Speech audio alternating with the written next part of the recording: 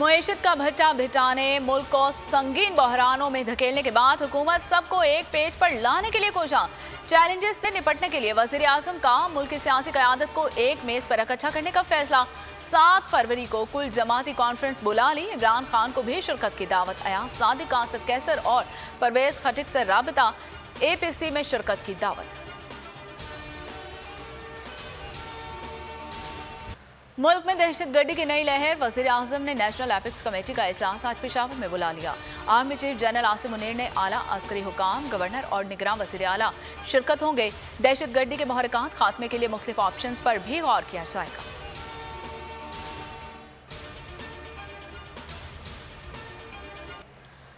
हक और सच बोलना जुर्म बन गया। बोल न्यूज के एंकर पर्सन इमरान रियाज खान फिर गिरफ्तार। सीनियर सहाफ़ी को दुबई जाते हुए रोका गया, फिर FIA ने हिरासत में ले लिया। गिरफ्तारी की वजह बताई गई और ना ही अदालत में पेश किया गया। इमरान रियाज के हक में सहाफ़ियों का भरपूर एहतजाज।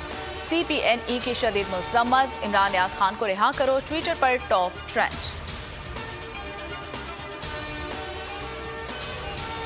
हुकूमत और घबराए सहूलतकार सहाफ़ियों और लीडर्स को पकड़ रहे हैं। उनके दिमागी हालत पर शक होता है। शाहीन सहबाई कहते हैं कि ज्यादा अफसोस मीडिया के बड़े पहलवानों पे होता है जो डर या लालच की वजह से खामोश हैं।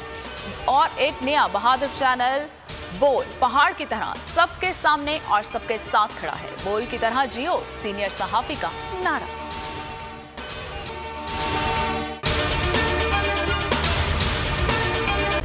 खूने नाहक बहुत पी चुकी ये जमीन,